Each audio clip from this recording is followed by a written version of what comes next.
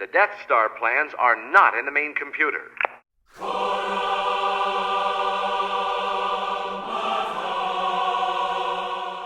Hello. Welcome back to Galactic Initiative. This installment concludes the 20th anniversary discussion of Episode 1. It follows the movie from Coruscant to the Trade Federation's defeat. If you haven't listened to the first installment, you might want to pause here. I'm your host, Jeff. My guests, Sean and David, remain at their microphones. I hope you enjoy the show. And we're off to Coruscant, the central system in the Republic. Yes. Look, there's Chancellor Valorum. The tour guide. Yes. The Hey, Nabooian tour guide. Look, there's a platform. Look, it's Chancellor Valorum. Look, Senator Palpatine. We're flying in a ship. I'm going to land now. Yeah, that's the stabilizer. You're a fast learner. Did Coruscant meet your expectations from expanded universe content? You know, that Shadows of the Empire, other things. Did you like Lucas's imagining of Coruscant? I really liked it. I am glad that in episode 2 that they expanded on, the planet. I mean, took us, to a bar and took us to other places instead of just taking us to the Senate chambers. So I thought it was really well done. I liked how there was some clean parts and some not so clean parts, and it was good. Yeah, I thought it was very well done. The rendering on it was great. Again, that's a Timothy Zahn creation. He not only came up with the idea of it being a planet that's a large city, but he also came up with a name. And so it was nice to see that go into a canon film and not have to suffer the indignity of being the expanded universe purge of later years. But yeah, I enjoyed it. I thought it was great. I thought that it looked like it should, I guess. I don't know if that makes sense, but when you think about a planet that's all a big city, it looked right. And with all the ships flying around in their various lanes and all that stuff, and again, the concept of, which is consistent with current year urban planning, but the top floors are the concentration of wealth, and so the top portions of the planet, which are actually facing the sun and whatnot, and have unobstructed views, are where the Jedi Temple is, and where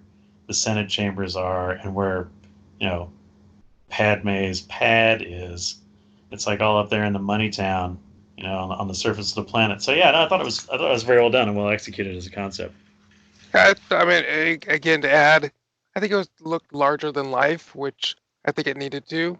I mean, this is the planet that we've heard, the Galactic Senate, what we've heard from since episode 4, and it needed to be big. And it was, personally, I think it'd go big or go home on this thing. What about you, Jeff? I liked it. It was almost exactly as I pictured it when I read about it. I didn't see any skyhooks, but everything else was there. The meeting with Valorum and Palpatine, we meet Palpatine for the first time. My first reaction, the costume seemed a little bit over the top, but given a few years, time to reflect, what roles do these characters occupy in the story? I've since, backed off on my initial harsh assessment. They're in the Senate. Considering and the state of the Senate, the Republic has thrived for 1,000 years, and these people feel very good about themselves and what they do. So, yeah. Well, yeah, and then the other thing is, compared to Padme's outfits, I think all those guys look pretty subdued myself. But no, I mean, it is. It's emblematic. It's using the visual cues. I mean, where you say, it's the concentration of wealth. It's the center of the universe. It is the seat of power. It is the capital of capitals. And was the period devoted to the Galactic Senate well spent?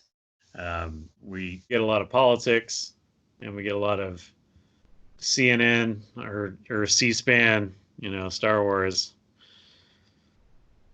which could have been trimmed, it could have been streamlined, but I guess it's part of the plot.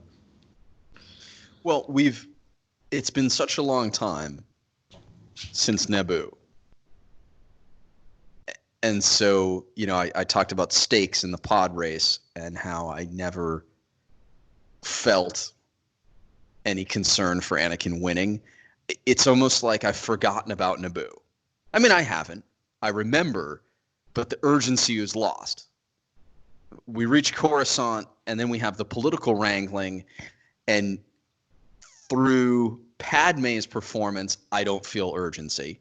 No. Palpatine clearly has none.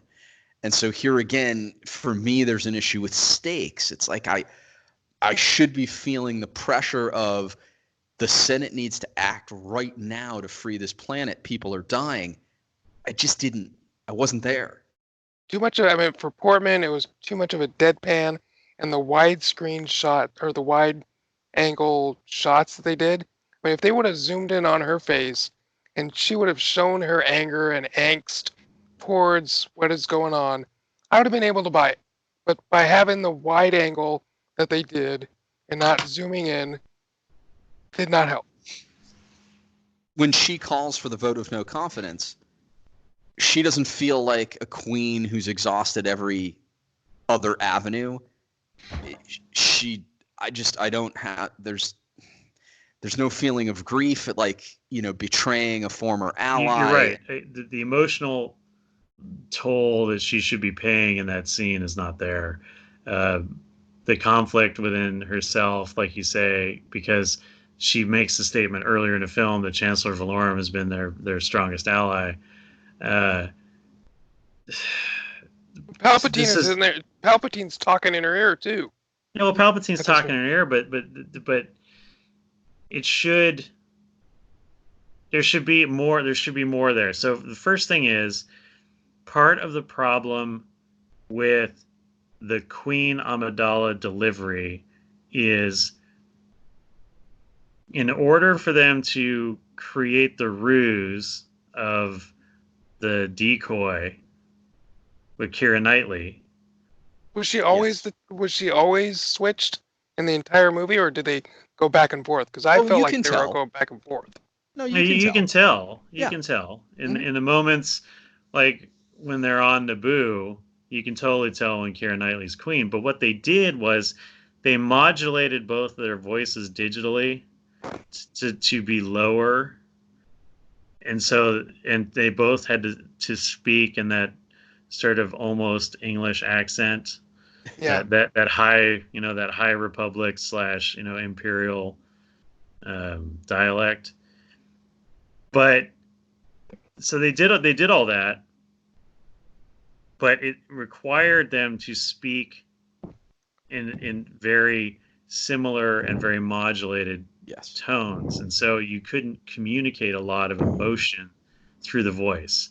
You couldn't communicate a lot of emotion through the delivery of the lines, and so you do get a robotic performance from both of them, because you're trying to have two actresses portray basically the same character, right. And so that you lose that in that moment. But yeah, there should be a thing, like there should be a moment where she mutes the mic and turns to Palpatine and says, I can't believe this is happening and this is garbage. And he's like, well, we have to do a vote of no confidence, and have her say something like, I won't do that to our friend, like all that stuff, and have that moment where she's really put on the spot and shown to have to be struggling with that decision. Instead, what we get is, I call for a vote of no confidence in Chancellor Valorum. Yes. And you're like, wow, that's powerful, that's, yeah. It's a crucial moment in the history of the Republic. The person who gives the best performance in that whole moment is the guy who plays Chancellor Valorum, because he falls back in his chair and kind of holds his chest, like, how could you do this to me? Mm-hmm. He's the only one acting in that entire scene. Well, Palpatine. Well, I mean, Palpatine kind of gets in there, but he kind of gives it that sly sideways look. Yep. Here Yep. comes the bureaucrats. Exactly. You know, like Exactly. and it's funny because and again, this just speaks to the lack of observation skills on the part of the Jedi and on Queen Amidala. Is the blue dude with the horn sticking out of his head? He's like ripping on him the whole time. Oh, he's a bureaucrat. He's the one running the show. He's the real power. And then what happens when he becomes chancellor? That guy's his right-hand man. Absolutely. Through episodes 2 and 3. Yeah. Nobody seems to notice. Yeah. Yeah. Masameda is his name. Yeah. And he's right. He sticks around. He was part of the plan. He was part of the plot. Speaking of the plot, the actual Phantom Menace, a question that remains in my mind: why wouldn't Obi-Wan and Qui-Gon testify before the Senate? Yeah. Good. Well, That's the a good Senate question. agreed to those rules, so the House didn't need witnesses, so why did the Senate? Oh, too soon? Yeah. Their testimony puts an end to the debate. There is no commission. The Republic would send armed forces. Weren't they at the Jedi Temple though, training or checking out Anakin and his midichlorians? Yes, but Yeah, they were having a midichlorian party back at the. I mean, 5 minutes. 5 minutes, and the problem is solved. They just have to show up and be like, "We saw some stuff, and you guys need to know what's going on here." Right. And yeah, and it all would have been over in a minute. But yeah, the Jedi are beyond reproach. Supposedly, yeah. Yeah. So if we can tear them away from, there's a time when Anakin is being evaluated by the Council, and Qui-Gon and Obi-Wan are down below, outside, what have you, another part of the temple. Shoot on over to the Senate. Well, maybe they're not allowed to speak unless you're a senator. Why wouldn't they be allowed to testify? I asked Lucas. They could be called before. They could be called before by Queen Amidala. She could be on a raft out there, and she'd be like, I have witnesses. I have these two honored Jedi Knights who recently attended an insurrection on my planet. Yeah. And they'd like to say a few things. Yeah. So, over to the Jedi Temple. How do we feel about the Jedi Council meeting them for the first time? Personally, I like the Jedi Council. I like the fact that knowing the Force is not just, with a Skywalker and with Yoda. It was nice to see all the different characters and creatures that the Force encompasses. I like the setup, the symbol in the middle representing the Jedi, and the fact that not just one person makes all the decisions. It's pretty much a group effort. Yeah, they seem to defer a little bit to Yoda. I like the idea. Again, the prequels, one of the things that it achieved, for better or for worse, is it showed us the Jedi at the height of their power or glory or whatever whatever word you want to use for it. The setup of the chamber was nice.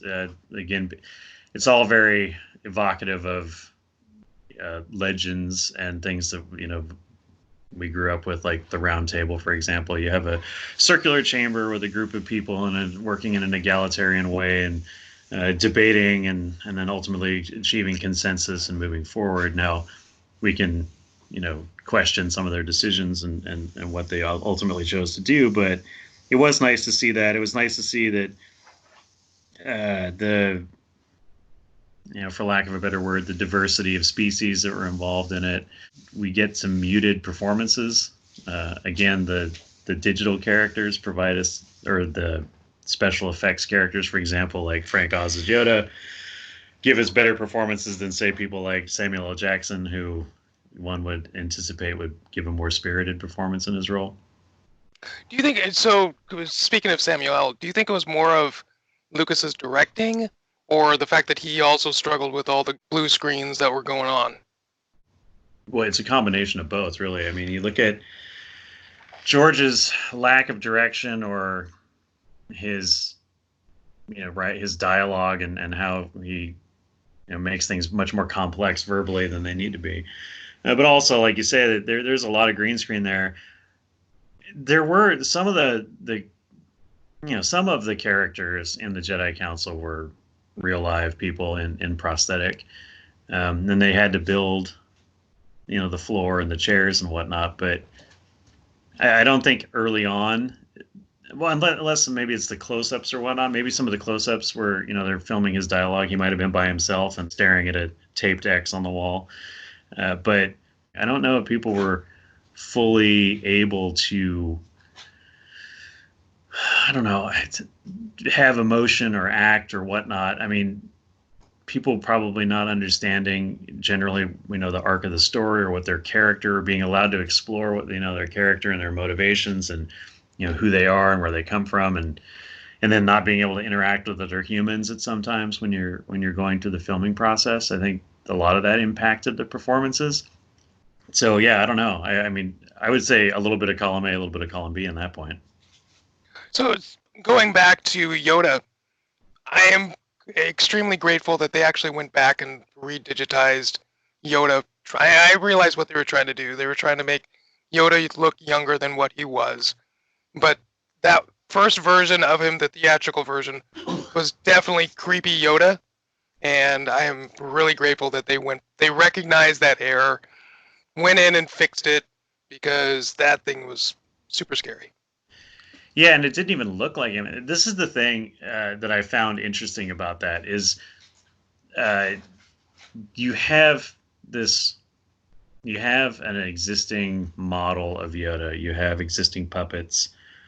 We have seen in person portions of Yoda's puppet. It's out there, and why you wouldn't try and recreate that, at least in form. Yeah, you might have given him a brighter shade of green. You could have been a younger, more active Yoda, and a little more chlorophyll or whatever. But it was a completely different. It was a completely different shape. Like his head and his ears and everything. It just didn't. It didn't look right. It didn't even look like the same character. I mean, the voice, of course, came through and all that, but it just didn't look like the same character, And it's not that for a species that can live 1,000 years, right? Because Yoda's 900 when he dies, and he was only 900 or 870 when that movie was filmed, right? So he shouldn't have been much different looking than when he was in Return of the Jedi or in Empire Strikes Back. So to radically alter his physical appearance like that, it was jarring, and then not getting as subtle and as nuanced a performance from the puppet like they did in Empire Strikes Back was also kind of confusing to me, because you figure, we're 20 some years in the future now, or 16 years or more in the future with technology and things, that you'd think they would be able to build a better, more realistic puppet than what we got. Like, digital Yoda looks more like actual Yoda than non-digital Yoda. The overall problem with the film is, yes, George Lucas wanted to do as much digital as possible, and that's a huge problem, and it created all kinds of ancillary problems for the production. But I think, on the other hand, that he was so committed to Frank Oz and to the puppet Yoda from the past that it, I don't know, didn't allow him to really think clearly about what was being put on screen, and then it was too late at that point. The other thing, if you watch the documentaries again about, like, for example, the making of Episode 2, the digital Yoda was sort of an underground process that was pitched to Lucas, because he was fully committed to going, rubber model Yoda all the way through the prequels. And it wasn't until a couple of dudes on the special effects team showed up one day in his office and said, "Hey, George, we want to pitch something to you." And they showed him a mock-up of a digital Yoda where he was finally like, "Oh, okay, the technology has gotten to the point where we can get away with that, or we can do it in such a way that it looks more like Yoda than it doesn't. Did they show him the fight scene, or what did they do? No, it was before any of that. It was when they were doing pre-production. Oh, okay. If so, you'll watch the making of Attack of the Clones or whatever. It talks about early on in the production process. These guys, like, they knew, of course, everybody knew episode 2 was coming. So when episode 1 had hit the theaters, they were already starting to work towards episode 2. And these guys in the VFX department said, look, we made all these advances with the character of Jar Jar and Boss Nass and the other stuff, and they were going to push that envelope. I think the underlying sentiment was a lot of people were kind of looking around going, Yoda was weird and kind of creepy. And while it sounded like Yoda, it was full-on Frank Oz Yoda, it was not the Yoda that we knew from, Empire Strikes Back. For seeing the 12 members of the Jedi Council, we only hear from 3 of them. Really 2 of them. Ki-Adi-Mundi has a line or 2, but we really only get to meet Yoda, who we've already met and know, and we get a flat Mace Windu. We don't have a lot of time with the Council, and the time we do have is dominated by 1.5 characters. I don't know if there was a larger conversation to be had with the Council, but my concern, I'm sure as many people on the production's concern would have been, you would have had a replay of the Senate at that point. Way too much dialogue and debate about policy and process that could have slowed down an already slow film even more. Maybe we should have skipped time in the Senate to have additional time with the Council. Indeed. Yeah, no, I would have preferred that myself. I mean, one of the things that we all were excited for as fans when this film was announced was we were finally going to understand the Jedi. We were going to finally see the Jedi as they were supposed to truly be, because up until this point we were introduced to the Jedi in hiding, the Jedi in exile, diminished and defeated, in episode 4, and the very slow and gradual return to prominence through Return of the Jedi. So we were supposed to see this great thing, and we were going to get this great explanation about who they are and how they work, and the true power of the Force when used for good, and the height of the Jedi Order and what it was that they did. And well, the Jedi trials are mentioned. We see a quiz going on between Yoda and Mace and Anakin, but yeah, we really didn't get to see any cool Jedi stuff. Well, that was true. one of the things. Yeah, that was one of the things I was really looking forward to. I mean, growing up, you hear about Jedi training and the trials and stuff like that, but all you get is Anakin standing there. This was probably like seeing all those holograms just flashing by. Oh yeah, hey, I know that one. He, obviously got 100% on him, and it was a ship. A speeder. Yeah, nothing exciting there. I mean, throw him in a room, give him a lightsaber, have a bunch of those training balls coming at him, and see what he can do. Zap him a couple times, and hey, if he comes out of it, okay, then hey, awesome, we can train you. If not, just keep on zapping him. Well, that would have been actually an interesting. No, David actually makes a pretty solid point there. It would have been interesting, that we talk about the trials. I would think that if you're also testing a potential Jedi, especially one who's older, right? That was the big reservation, right? Everybody's like, oh, he's too old, right? And I understand why that is a thing.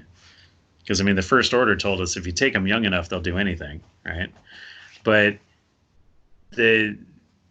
you would think that, there would be an interesting deal, to, like you say, to put him in a situation where you put him in duress, you put him under stress, you give him a weapon, and then you watch how he reacts, because that will tell you whether or not he's going to be prone to leaning dark side or light side.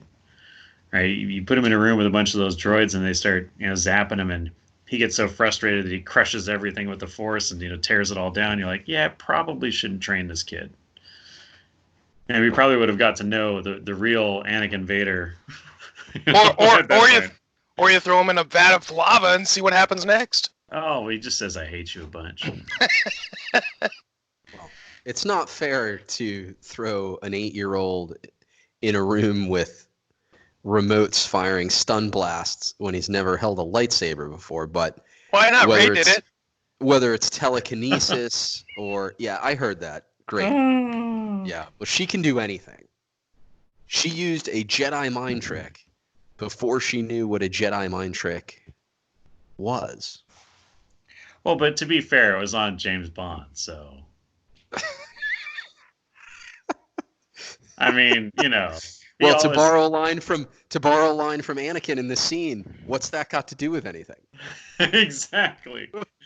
Which is also kind of funny because I did enjoy that interaction during the trial or the test or whatever, the evaluation. They're on Coruscant, which is basically like the Manhattan of the universe, right? It's a rich, high-end metropolitan environment. These guys have the finest robes. Their council has the finest view. One of the tallest buildings on the planet, and the planet is a city. And like any city, the people who live on the ground floor are garbage, and the people who live on the top floor are rich. And the Senate and the Jedi Council have the tallest buildings with the best views. So these guys, they're pretty cush, right? They're in a pretty relaxed, pretty well pampered, taken care of situation up there. And here comes young Anakin, who's a slave or a former slave, who's done manual work his whole life, has been treated as property. He's lived out in the hinterlands and a criminal enterprise, and he's worked for a shady businessman, and on the land of the Huts, and then pure people are bought and sold and traded over gambling and all this stuff. And so some guy's like, "Tell me about your feelings," and he's like, "Man, we don't have time for feelings where I come from. Like we don't. I'm not worried about that right now. And it's like, what does that have to do with anything?" And it's kind of funny that he kind of tells everybody to check their privilege for a minute, which is I found to be quite refreshing. Yeah, it's true. They forbid attachments unless it's real estate. You're right, exactly. Uh, Yeah, they have a prime piece of property, and it is a bit of a contradiction that the Jedi Temple sits atop the Coruscant underground, and it is lavish, it is massive. Picturing the Jedi's simple homespun robes and their culture, right? It's a bit of a contradiction there between the palace and temple, but it's really a palace. right. And Well, so if you want to draw, a real world comparison to this, the Jedi Temple is Vatican City. They have a city within the city of Rome, and you know billions upon billions of dollars of artifacts and art and all these things. So you can see where perhaps the Jedi Council has lost its way. They have lost their, later on, of course, we learned that they talk about having lost their vision or their ability to detect the dark side and all that stuff. Well, perhaps some of that has to do with the fact that they are living in the lap of luxury, and they are, in the upper crust of society on Coruscant, and they've completely lost their way, and they've lost touch with the Force because they don't need it anymore. They're more worried about catered lunches and limousine rides over to the Senate. so, are you suggesting feigned humility? Oh, absolutely. Oh, the Jedi are some of the most arrogant and self-righteous people. If you want to go take this down, like you have Qui-Gon, he's supposed to be kind of he's the outsider. He's sort of the guy who goes against the grain or whatnot, and he believes in the living Force, not the dogmatic Force and all that stuff. But he is entirely self-righteous. He's willing to burn down the entire Jedi code of conduct or whatever. They say you can only have one. You can only have one Padawan. He's like, I'm gonna take like 5. I don't care. He's the chosen one. This is my thing. This is my way. He tells the council, yeah, you know what? This dude's ready for the trials. I don't care what you think, and I'm willing to cut him loose early, maybe.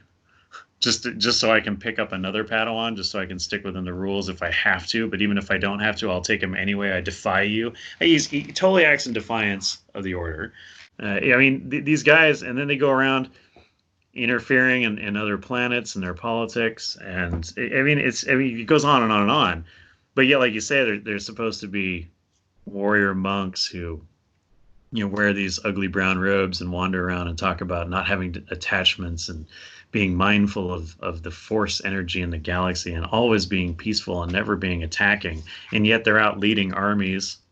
Well, we never use the force for attack, but I'll lead a legion of troopers to some planet and fight. They're supposed to believe in the democratic way, and when the worlds try to separate from the republic, they say, no, you're not allowed to leave. Even though this is supposed to be a democratic body, it's supposed to be a confederation of independent democratic worlds who have free choice.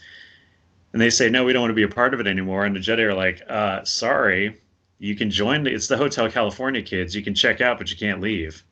It's very interesting. Like, when you start to weigh the actions of the Jedi against their stated code and purpose, like you say, it's very much feigned humility. It's very much giving a lot of lip service to the process, but not really following it. Yeah, absolutely. I mean, and I think it delves deeper into their hubris in the next couple episodes.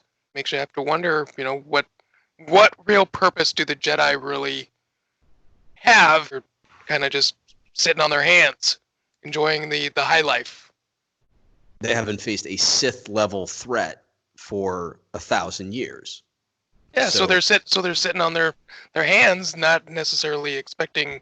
I mean, if you're truly a Jedi and you're truly the protector of the galaxy, you should be on guard 24/7, and especially if you're somebody that's given away all your worldly possessions and dedicated yourself to this order. You should be on point, on alert this whole time.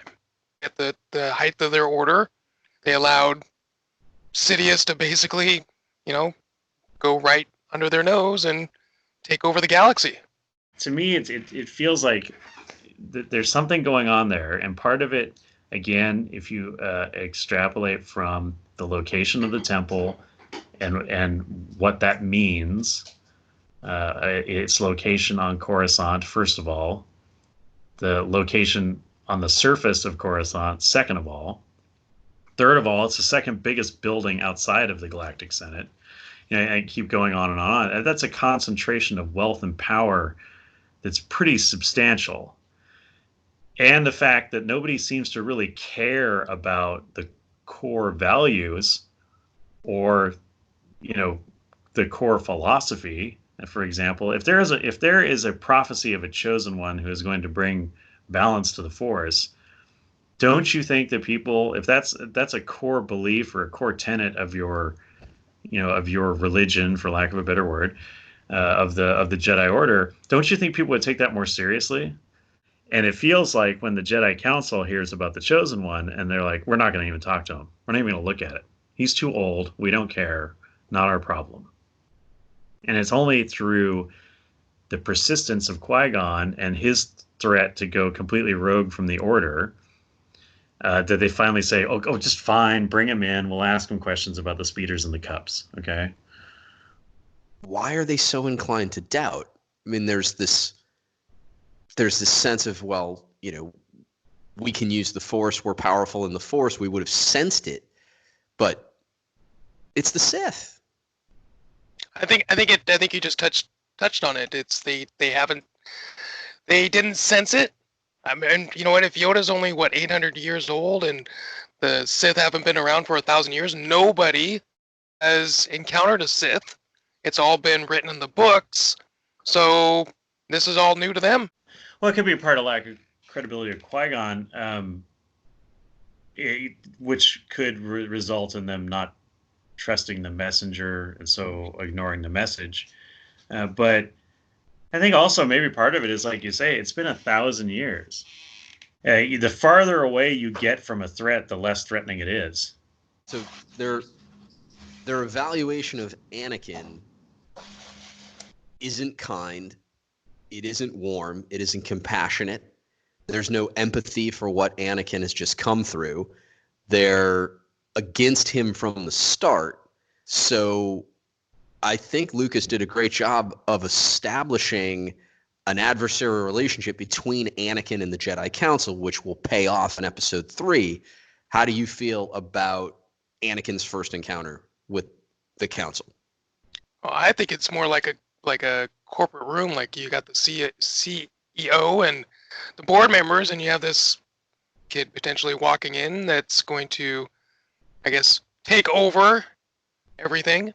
And there's going to be a lot of people like, hey, I like my spot here on the council. Well, I think that, like what you said, Jeff, is intentionally or unintentionally, it builds a great foundation for Anakin's relationship with the Council.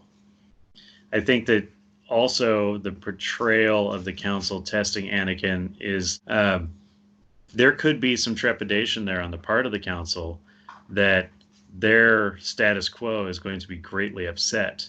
And so therefore they're rigorously testing and or presenting an unfriendly face to Anakin in an attempt to ward him off or to keep him from assuming his true destiny, which is of being the chosen one. The Council's instruction to, well, let me back up. First, the Council notifies Qui-Gon that Anakin will not be trained. He's too old, and they will stick with their dogma. They will not train him. Obviously, there's surprise for Qui-Gon. Then they instruct him to do 2 things. To guard the Queen as she returns to Naboo, and to draw out the Queen's attacker. These 2 things don't make sense in combination, and drawing out the Queen's attacker means what? Acting as bait to be attacked again? Why wouldn't the Jedi send 1, even 2 of their number to accompany Qui-Gon and Obi-Wan on the off chance that Qui-Gon is right? After all, having tested the boy, they know, even if they don't believe the prophecy, that Anakin is extremely strong in the Force. They have the midi-chlorian numbers. So he was telling the truth about Anakin. And yet they don't give him the benefit of the doubt on the Sith, and they give him this weird double mission that, like, the 2 pieces just don't work together. You're getting this uncomfortable thing where you're kind of thinking, well, so we're supposed to use the Queen as bait to lure out the attacker, and then we protect her at all costs, or whatever. Like it doesn't, like you say, it doesn't really line up. And then the other thing, you're right, that suddenly we have established credibility in Qui-Gon's judgment through the proof that Anakin is a powerful Force being. You know, and he's not a Force user yet, but he's a powerful Force being. That you should now very seriously take the threat of the Sith, and you should probably bend all of your resources as the Jedi Order to finding out what's going on here. Like, don't you think you could spare more than a petulant and semi-disgraced Jedi Master and his Padawan and a kid to go relieve this blockade and this illegal occupation of the planets and save the Queen and all that stuff? Like, it doesn't, that too doesn't make any sense. And with the recognition of Anakin as this extremely powerful Force user, even if they aren't going to train him to be a Jedi, do you not think that the Jedi Council would have at least said, why don't you leave him here with us while you guys go do your 2-fold mission of drawing out the attacker and protecting the Queen? Simply because even if he is not a Jedi, and even if he is not to be trained as a Jedi, if he is that powerful in the Force, don't you think you'd want to keep him under observation so he doesn't become a Sith? They don't want to babysit him. Simple that. Well, but they've got younglings all over the place. That's true. Nobody does anything. And you expect that from the politicians, right? And then you expect that from George Lucas's worldview on politics and politicians. They do nothing, they sit around. But the Jedi are supposed to be the light, right? They're supposed to be the light side people. They're supposed to be the great guardians of all that is right and good. And they too are sitting around deliberating, and they're fighting more about whether or not a 9-year-old should be trained as a Jedi because he's too old, while there's an occupation going on. And then when they finally, when their guys come back, the quote unquote ambassadors, when Obi-Wan and Qui-Gon come back and they say, yeah, not only is this planet, under occupation and there's mass killings going on, there's a Sith Lord out there, and we found the Chosen One. All they really care about is whether or not the Chosen One should be trained.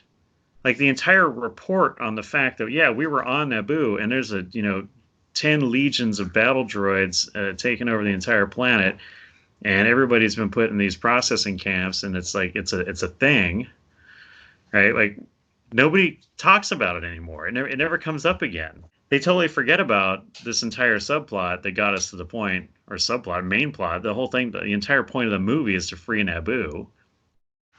Great points. Yes, without a doubt, Anakin should have remained on Coruscant. Back to the Senate and politics. While we are dealing with Anakin and contemplation of the Sith, the Queen of Naboo has called for a vote of no confidence in Chancellor Valorum. Candidates have emerged, and by the time the Queen is ready to leave Coruscant, we have a new Supreme Chancellor. Yes. No, I chuckled when he walks into Padme's apartment and the first words out of his mouth, "I promise to put an end to corruption." I just chuckled because, yeah, he's headed down the same road as every other politician. He's just going to pay lip service to problems. He's very excited that he's increased his own power, but he's not willing to actually do anything to help his home planet. Yeah, I mean, you would think that naturally the first thing he would say is, "I promise to put an end to the illegal occupation of our planet." Exactly. And then I'm going to go after corruption, right? Exactly. But instead he says, "Be reasonable. They'll force you to sign the treaty." I'm sorry, you're the Supreme Chancellor. The last Supreme Chancellor sent 2 Jedi Knights as ambassadors. Certainly, you could muster a little bit more support for your home planet and for the Queen's return. It's almost too perfect or too on the nose that Palpatine walks in and doesn't mention anything about the occupation or anything about what's going on. He's just like, "I promise to lower taxes, to give health care to everyone, before school breakfast for the underprivileged." And it's like, dude, there's a war going on. Hello. And he's like, "And no corruption." And you're like, it's okay, those are great campaign promises, but that doesn't do anything for the people in Naboo right now. Sci-fi does some weird stuff, man. I know. There's a brief conversation between the Queen and Jar Jar, and it has great impact on what comes next. Think it's people going to die? Well, yeah, it's that conversation, but it's Jar Jar's mention of the Grand Army. "We's warriors. We's got a grand army." Yeah, and previously I mentioned the structure of Gungan society, the various city-states that band together in times of trouble to form the Grand Army, and the Queen of Naboo has never seen the Grand Army, so she wasn't aware of it. Doesn't know much about the Gungans in general. Hearing about the Grand Army, it factored into her plans. The Naboo and the Gungan relationship is problematic in its presentation, and then you have again the Jedi with their weird interpretation of the world. Will show up on your planet that's replete with slavery and human abuse, or abuse of species and peoples, but we're not really here for that. We're serving our own political ends. So sorry, Shmi, get to work. And then they show up on Naboo, and it's like, well, no, it's true though. And they show up on Naboo, and you have the statement of Boss Nass that the Naboo feel like they are superior to the Gungans and that they're better than them and that they lord over them. And yet, here's the queen of Naboo, and maybe she's a progressive thinker. Maybe she thinks, hey, you know what? Maybe it's time that the Gungans have a place at the table and we figure out the future of Naboo together. I mean, ultimately, it winds up being okay because we see later on in the other films that the Gungans have risen to a place of equality and that they have their own representation in the Galactic Senate now.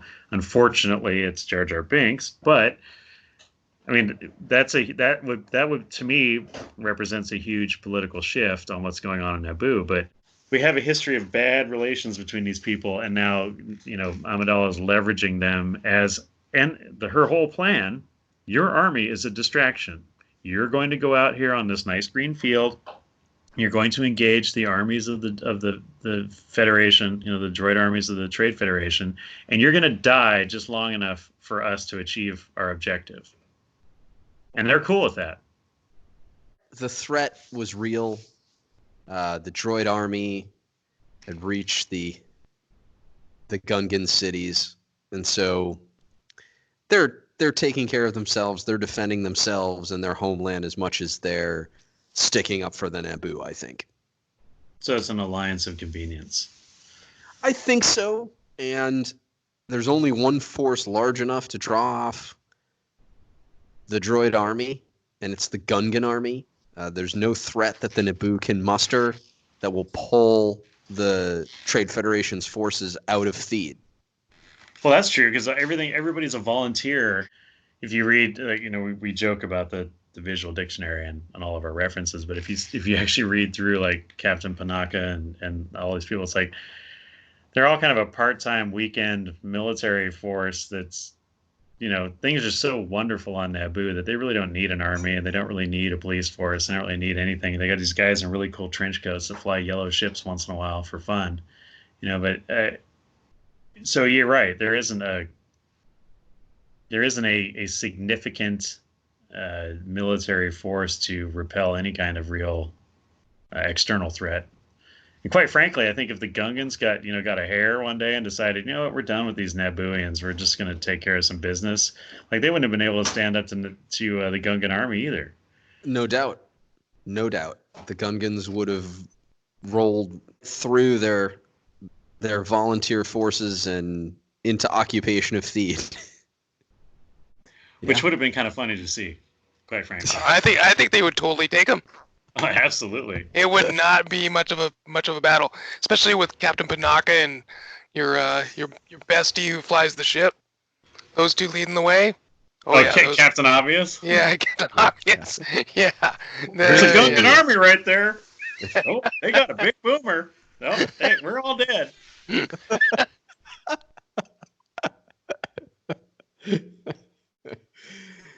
Okay, so we're about to head back to Naboo.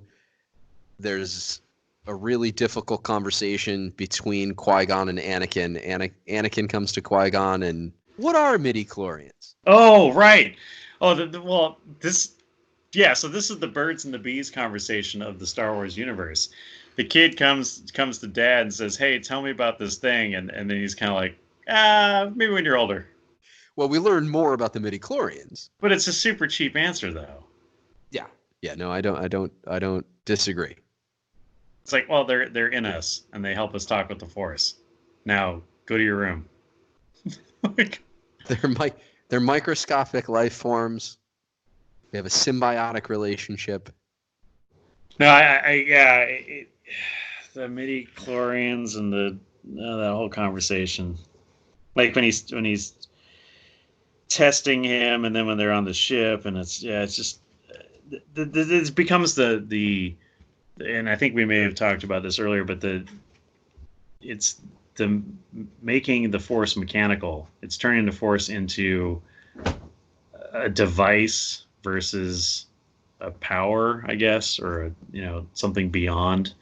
It just becomes very biological and not very spiritual.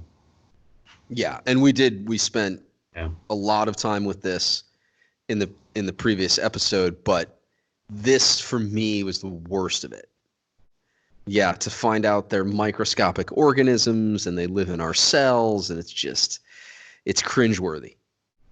So the crew boards the Royal Starship for the trip back to Naboo, and we have a pseudo-romantic encounter between Anakin and Padme. There's no pseudo about that. He presents her with the necklace and says that he basically hopes she never forgets him, and she says, "Oh, I'll never forget you." She's, again, what, 15, 14, and he's 9, and it gets more awkward and uncomfortable. 16 and 8. 16 and 8, I'm sorry. So half her age. Yeah, it just And becomes not even the good half either. No, not at all. It just becomes more awkward and more uncomfortable to watch. And I think as I get older, it gets worse and worse. Part of the fact that it's so bad is there's no green screen or no blue screen. It's actually two people face to face talking to each other, and that's the best acting we can get out of the two of them. Well, and we saw their screen test. Oh yeah, it's just as doesn't bad. Get much better than that. No, we could have done without the scene. I mean, because we eventually know the end result, and I know that the little necklace is important because it shows up again in a later film. This is the relationship between an 8-year-old and his camp counselor, right? The camp counselor is being sweet to him, but she's not interested in. Oh, she's totally taking digging him along. Oh yeah, she is. I understand what the intent of the situation is, something where Jeff is. The interpretation of the scene is somewhere where David and I are at, but the actual or what should have happened was it should have been shown in such a way where it was just, you could develop a relationship between these two people that is purely just platonic and, friendly affection. And then later on, you can turn that into a romance, right? You can say these two people have been friends for a long time and they've really gotten to know each other, and they've, had these lives. Anakin's a Jedi Knight now, and he's off in service of the Republic, and she's a senator in service of the Republic, and they re-meet. And oops, hey, look who I bumped into. Yeah, type of a thing. You get that, and then that can be like the real love play. But him making her jewelry and doing all that stuff, it's just so forced, I believe. Yeah, and it just doesn't work. Even if it is the camp counselor situation, Jeff, I get it. Like, he's the young guy and she's the older girl, and he's like, wow, that's a girl. Anakin has a little street hustle in him. Yes, absolutely. He's been a slave. He's gotten by on his brains and his quick thinking. Mm-hmm. So yeah, he's got a little street hustle in him. I'm not suggesting that he's not interested. I'm suggesting at this point, Padme has no interest in him. Question: knowing the future potential of this couple or these two, do you think that makes it more difficult to watch because you know what's going to happen eventually? I think so. I think that, we know that Anakin is Darth Vader, and we know that he's going to eventually have children with someone, and it's all going to go horribly wrong. You might think it's kind of a cute moment, oh, this kid, he's got a little crushy crush or whatever, and she's like, oh, you cute little thing, and pats him on the head and then goes about her business. But instead it's a really bang on analogy, Jeff, with the camp counselor thing. When this movie was being written, Lucas had considered initially, before he went to the 8-year-old Anakin, he was considering a young teen Anakin. And so their ages would have been not that far apart, and I should have done that. It would have made that a lot more plausible. Move along. The ease with which the Royal Starship lands on Naboo. Naboo is not quite the middle of nowhere, but pretty close. It's out there. Yeah, and that's the whole thing about the taxation of outlying systems. The Trade Federation would never risk this type of involvement closer to the core, but it does send a message to the Outer Rim. True. There's no Republic military presence in the Outer Rim. The Trade Federation has the strongest army in that area. They invade one planet and they move off their battleships to disperse them in other locations. It'll create fear, and when the Trade Federation wants to renegotiate its contract with you such that you will pay the lion's share of the export taxes, suddenly you're willing to listen. The Trade Federation wants Naboo for whatever reason, and we talked about it in the last episode. We're not really sure what it is that Naboo trades that's, one, worth taxing, and two, worth occupying the planet for in contravention of the taxes. But we still have to answer the question as to why the Trade Federation relieved its pressure or reduced its blockade force by the time the movie ends, because the situation on Naboo has not been settled. The treaty that everyone keeps talking about has not been signed. If anybody can leave the planet at any time and anybody can arrive on the planet at any time, there's effectively no blockade. So the Royal Starship lands without opposition. The Queen, now we can call her Padme, coming before Boss Nass, kneeling. A deal is struck. The Gungan Grand Army will draw off the droid army from Theed. The Queen and her guard will infiltrate the palace, try to reach the throne room and capture the Viceroy. Qui-Gon and Obi-Wan will accompany the Queen, but they cannot fight a war for her.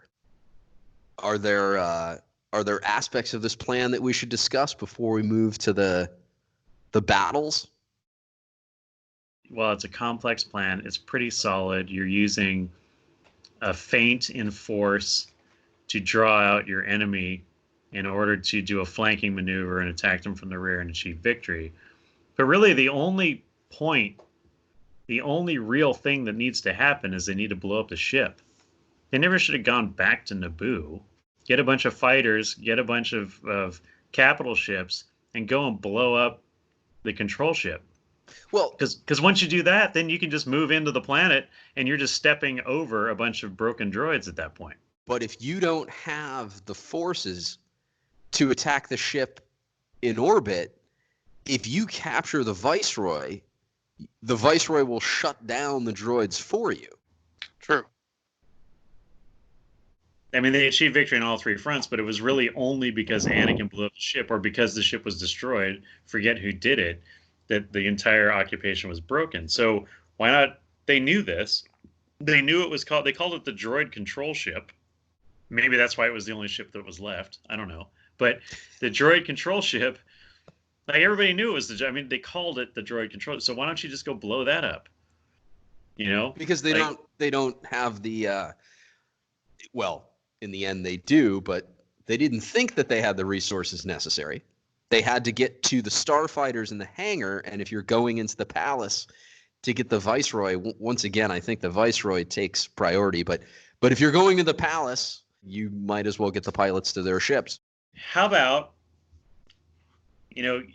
instead of making sad faces and big hairdos, the Queen of Naboo gets on her little floaty, donut ship thing in the Senate and stands up and says, I am calling upon all free worlds to assemble a fleet to help me liberate my planet. Could be the start of the rebellion. Yeah. Right there. Or it could be start of the separatist movement. Ooh. Right? So now you've got the Queen of Naboo, Luke's mom, standing there in the Senate of the Galactic Republic saying, join me.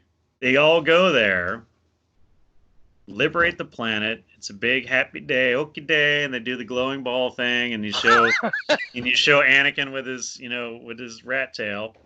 And then at the start of episode 2, we talk about the separatist movement being born out of Queen Amidala's courageous act of defiance to liberate her people. Like now we've got some serious emotional stakes there. Not only is Anakin secretly married to this lady, you know, and having children against the will of the order, she's also the root cause of the split of the Galactic Republic. She's his political and military sworn enemy. I mean, that's Romeo and Juliet right there, man. Nice. Talk about some star-crossed lovers. I mean, but instead we get the Misa Granda army. Yep. So let's tackle that piece of the battle first. Jar Jar scenes in the battle are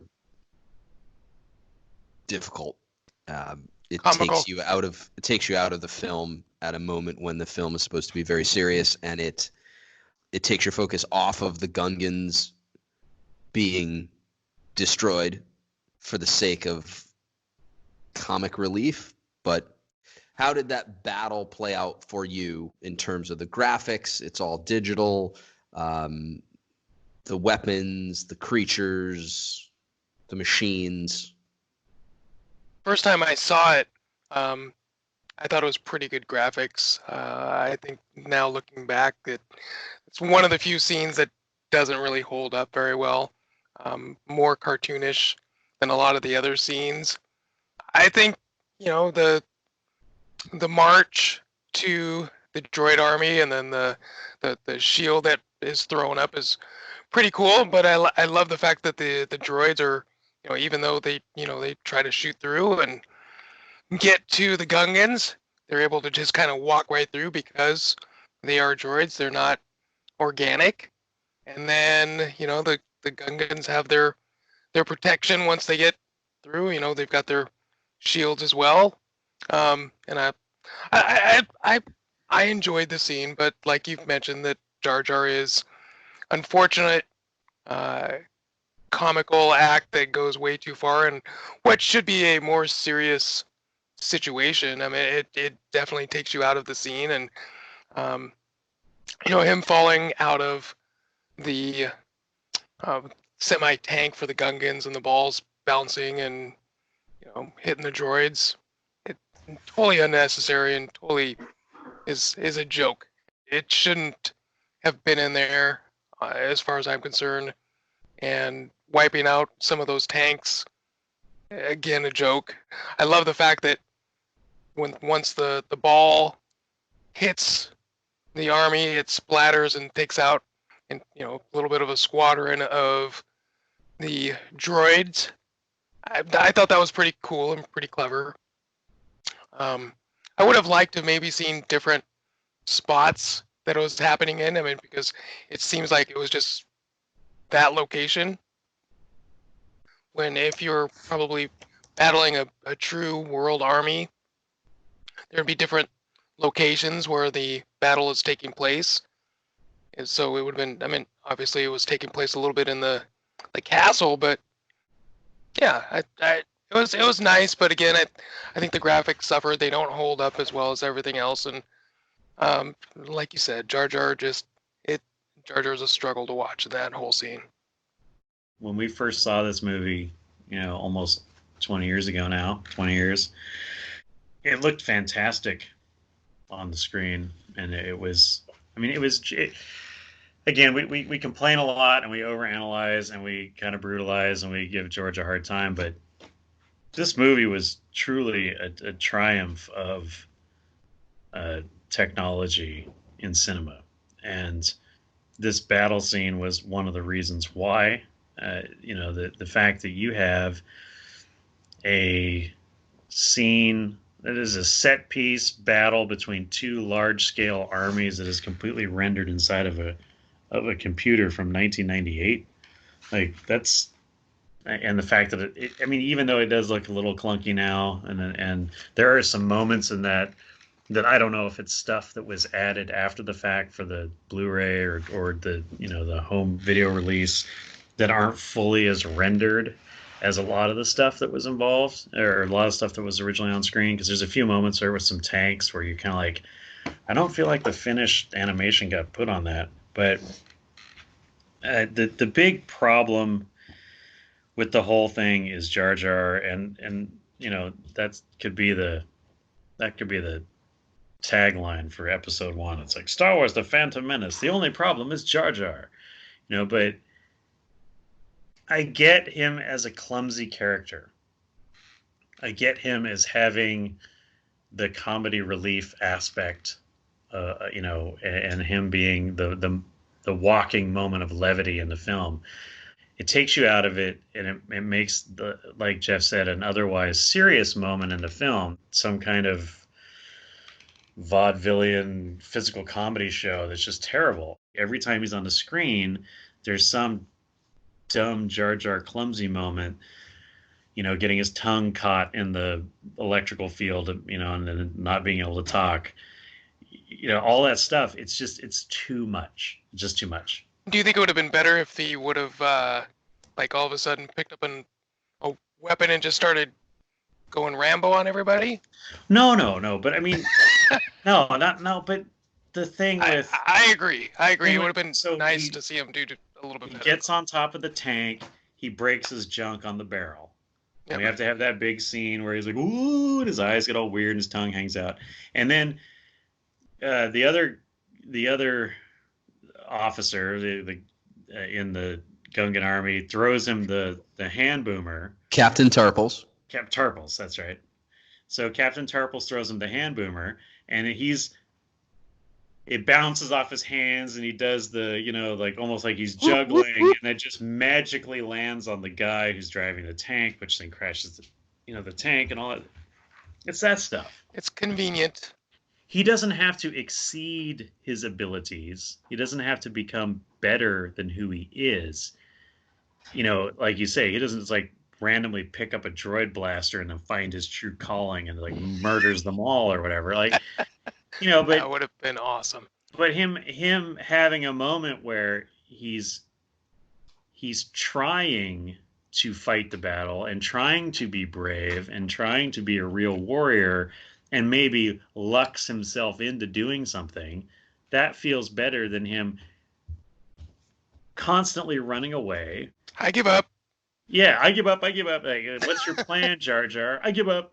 The whole thing with him getting half the droid caught on his foot, and then he can just magically stomp the droid and it shoots everybody around him. Like, that stuff, that's garbage, right? That's not cool. It's for the kiddies, Sean. It's for the kiddies. No, it's not. It's not. How many more times do we have to talk about this? It's not for the children. Well, okay? And we go back in time.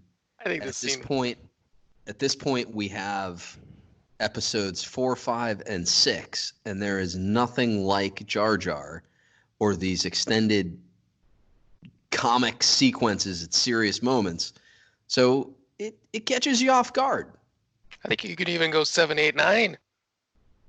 They are comedies. Oh.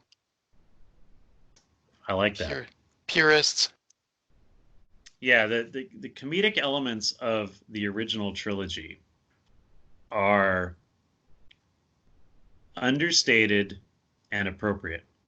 Well, the graphics have suffered over 20 years. In 1999, great scene. The sound is great to the extent that the digital technology had evolved. It was used, I think, to its utmost.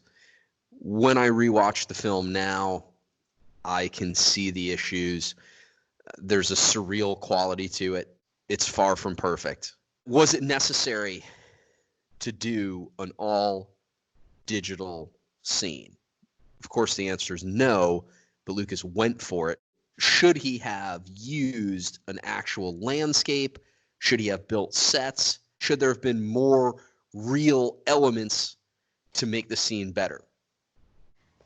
That's an excellent...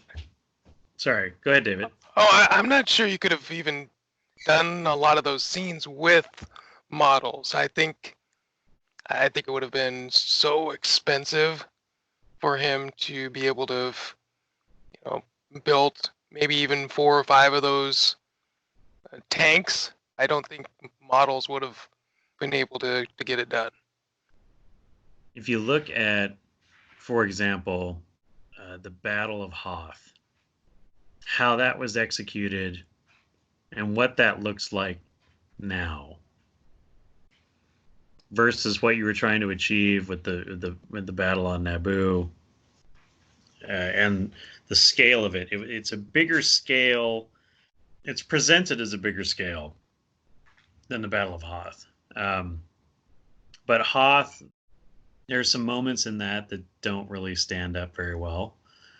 Like the AT-AT just standing there in the background? Well, but the foot and the Luke going up. Anyway, we still get the feeling, even when we're dealing with the battle in miniature, like when we're seeing, Luke crashes his snow speeder and he gets out and he gets up on the AT-AT and blows it up.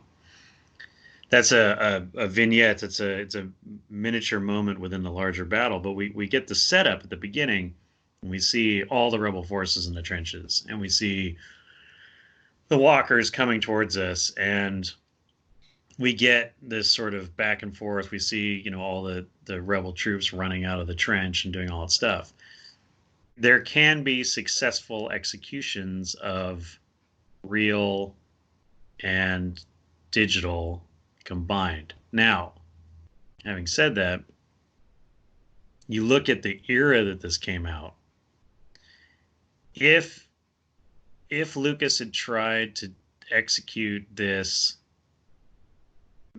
battle the way he envisioned it and the way ultimately that it turned out, and the way we got it, if you had tried to include practical elements in it, I think it would expose the limitations of the special effects in the era, and that battle scene would not have held up as well over time, because there's other portions of this film just in static or quiet moments, like, for example, when they're planning the battle and Boss Nass promotes Jar Jar to general. That whole scene where the two of them are walking in front of all that practical film, and where he puts his arm around them and their poorly rendered digital garments and all that stuff, like, it sticks out against the backdrop. The fact that entire battle sequence was done in a computer helps it stand up to scrutiny 20 years later. It's not, it's the best you had in 1999, 1998 when it was rendered. It's clearly not the best that you're going to get in 2020, but it's a lot better looking in its current state in retrospect than it would have been if we had tried to have a few real tanks on a grass field and then we digitally insert, 1,000 Gungan warriors on it. Yeah. I also think budgetary wise, that was definitely not something that he could afford to do. Because I know watching some of the documentaries, he was talking in like $1 million for the pod racers alone. So yeah, I think trying to do it, with real life elements would have been like ridiculously expensive. Oh yeah, he was talking about it being a $50 million budget to make episode 1. The big concerns at the time were not necessarily, do we have the technology to do it, or is technology capable of executing it? The real question, when Lucas sat down with the special effects department, was, do we have the money? Special effects, the problem with special effects is they're only special in the era that they're created. Move along. Move along. So the space battle is goofy from Anakin's perspective. He finds himself asked to hide in the cockpit of a starfighter, which seems like an incredibly weird place to hide. And considering Qui-Gon's options at the time, hiding in a hangar with battle droids around seems less safe than accompanying the queen to the throne room, or even keeping up in some way with Qui-Gon. So then we have the comedy of Anakin not knowing how to operate the ship, not being able to operate it, R2 helping him out to the extent that he can. Finally, he gains control of the spacecraft only to crash into the main hangar of the droid control ship. How is it that blasters can't penetrate the shields of the droid control ship, but an enemy fighter can fly right through them? Not knowing how things work in the Star Wars universe, because it's the first time we saw a ship going through a hangar shield. And I mean, I don't know. Later on, I'm trying to think now. I know, like in the Clone Wars, I'm sure it was dealt with many times in the TV show.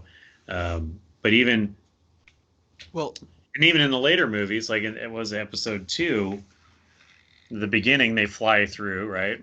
Well, in Episode 3, Obi-Wan, have you noticed the shields are still up, and Anakin has to dismantle the shields before they can fly into Grievous's flagship's hangar. The shields have to come down. It's the ship shields, not the force field over the hangar, right?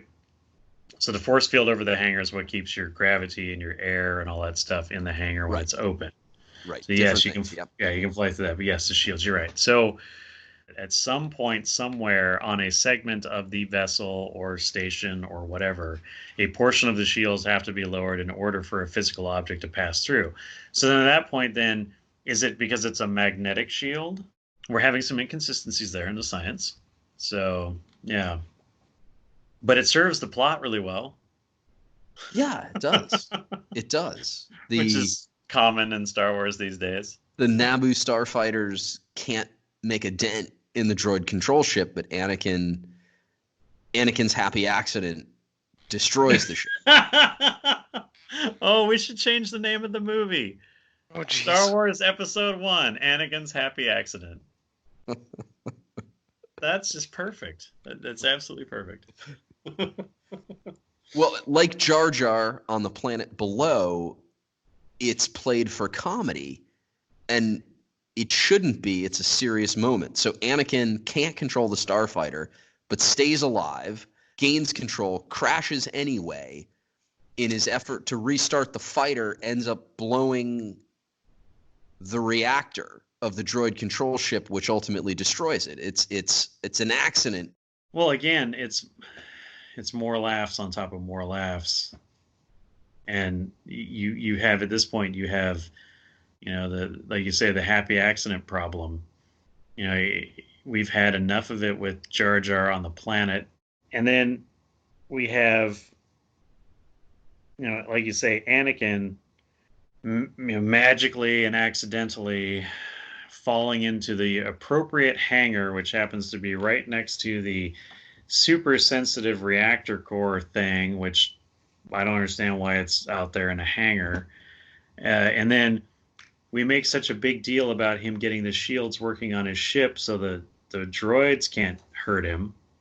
But then we have the weirdness of the fact that he can pass through the shields no problem. Whoops. And he's like pulling, he's like, whoa, that's intense. And he's like pulling all the guns and doing all the stuff. And like you say, he accidentally shoots proton torpedoes into the reactor and blows up the entire thing. And then, of course, his timely escape just ahead of the explosion and reminiscent of Return of the Jedi. Mm-hmm. And then, of course, I think Captain Obvious is back up there in the ship. He's like, was that one of ours? Well, that's one of ours. Look at the hangar bay coming out of the blah, blah. You're like, oh, geez. Captain Obvious is back. So... I think that was Captain Obvious's brother. I don't think it was. To be him. fair, I was about to say. To be fair, it's two other pilots in that scene.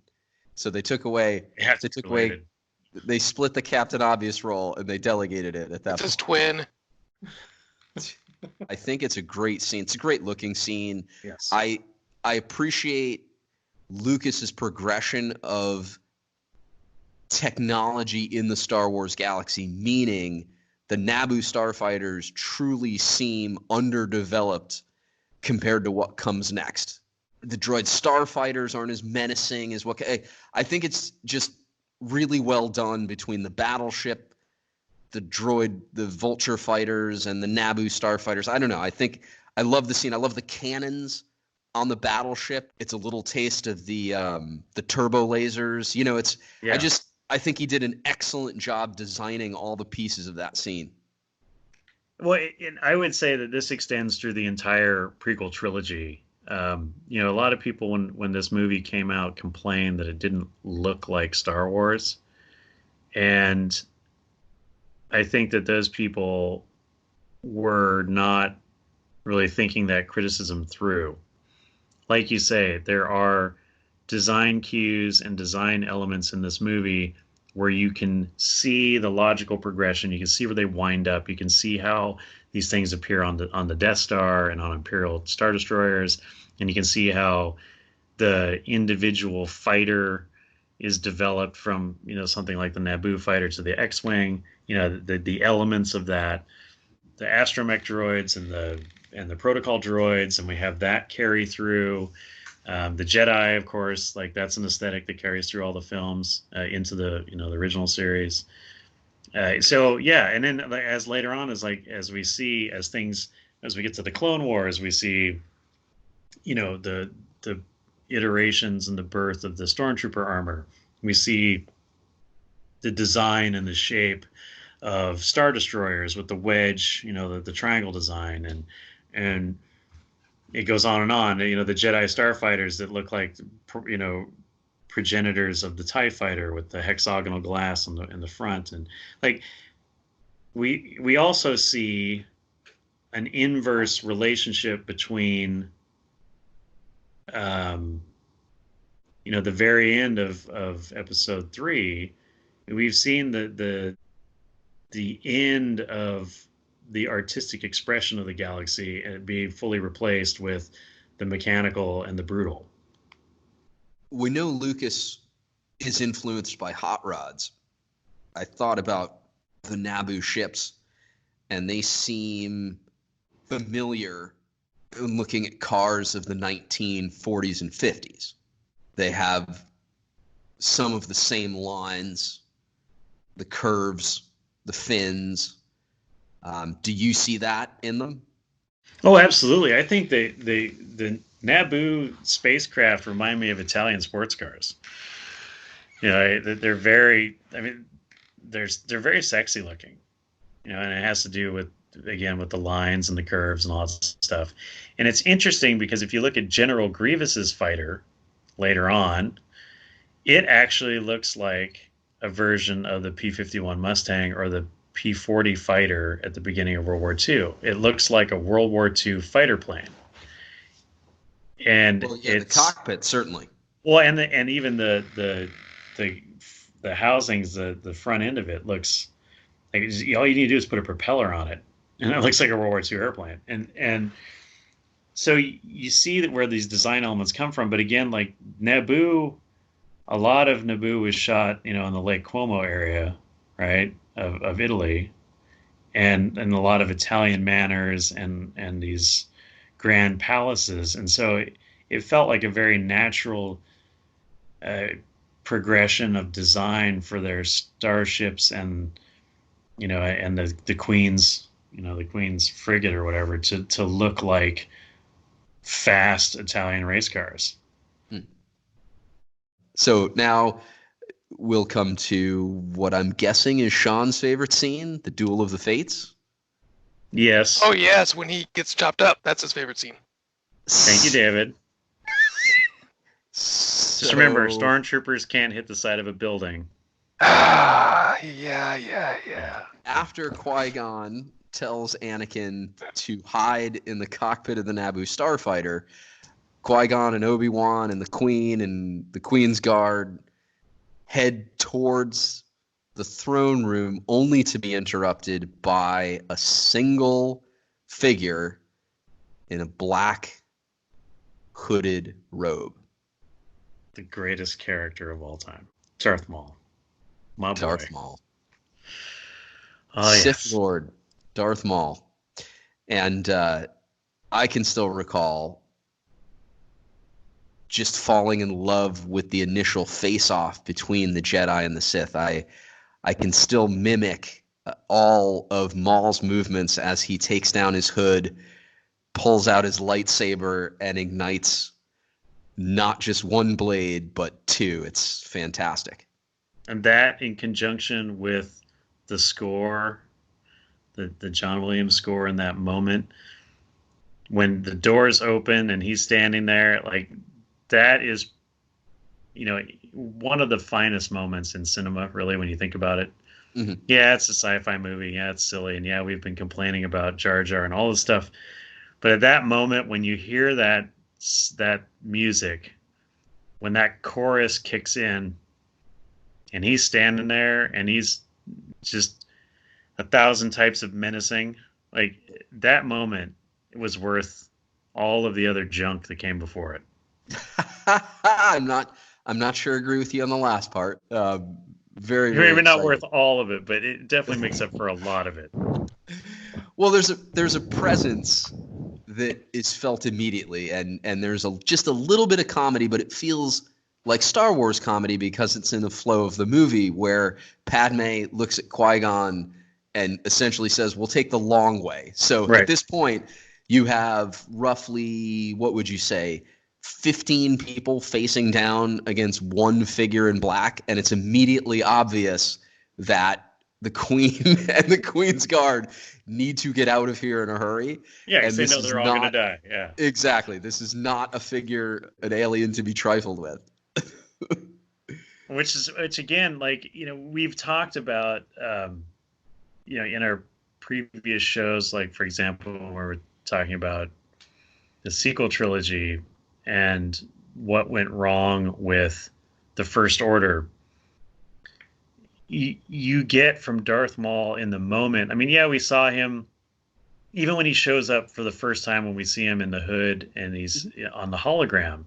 Mm-hmm. There's an extreme menacing quality about his character. Mm-hmm. Just the look, Mm-hmm. his aesthetic is evil, and Yeah. it's well communicated.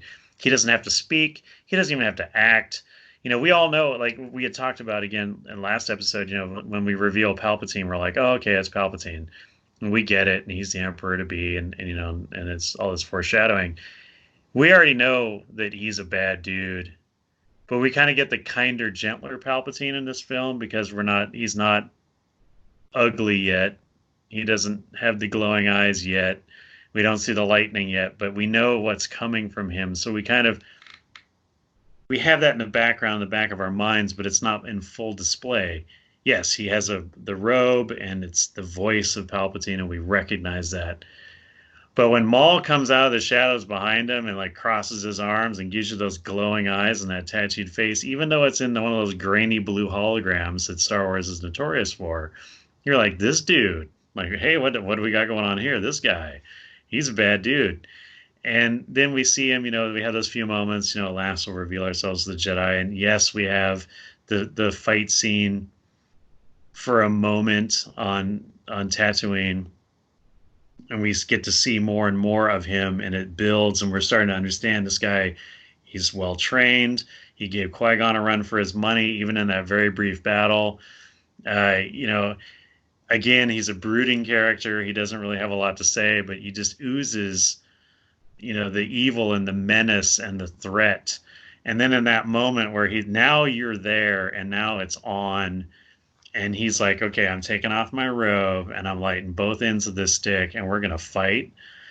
You're ready, man. And then you got the chorus, giving you that whole, like, thing in the background, and they're all singing, and it's the duel of the fates for real. Like, if there was ever a moment that was better named in the Star Wars universe, I don't know what it is, because it just feels like everything has come to that point in that film, and that's the real important battle that's about to happen. Right. And we've criticized Lucas for many of his directing choices in this film.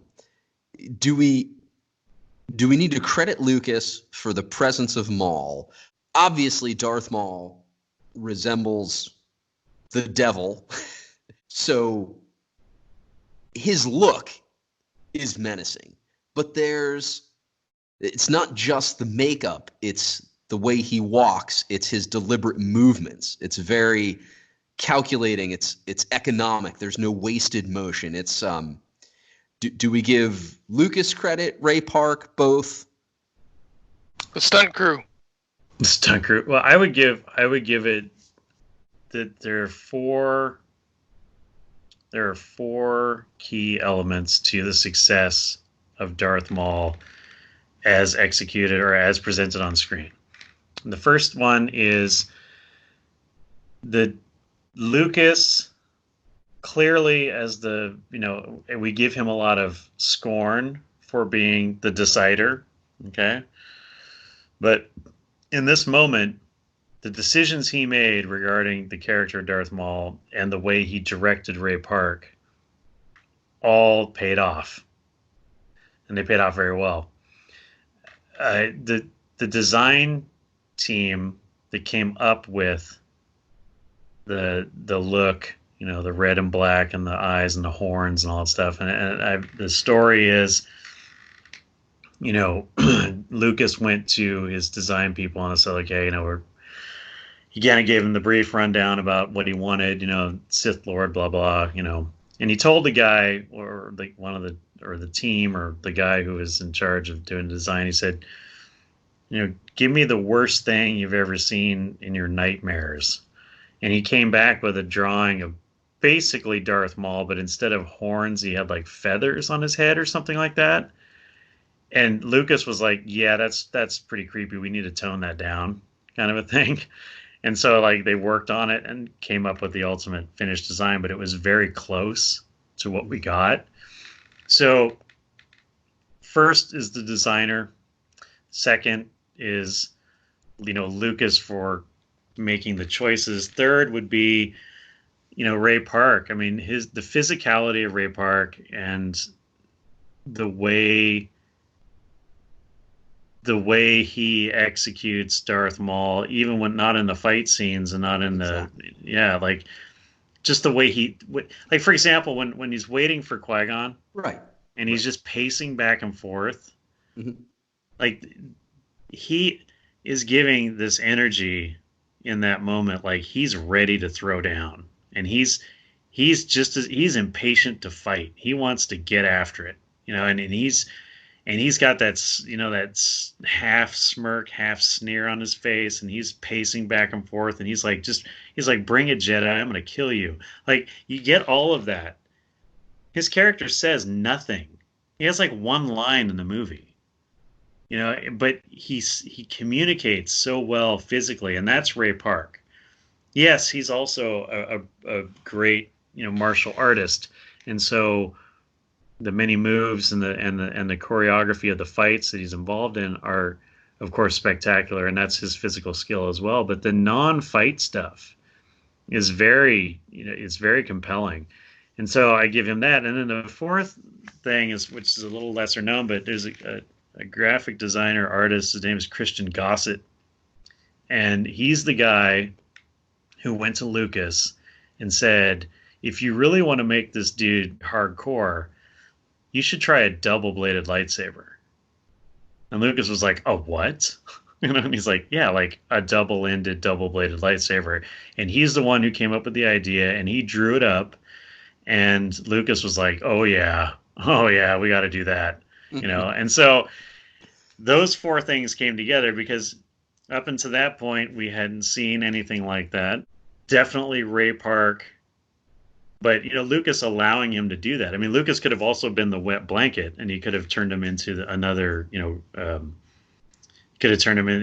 another Mace Windu, just some dude standing there mouthing his lines.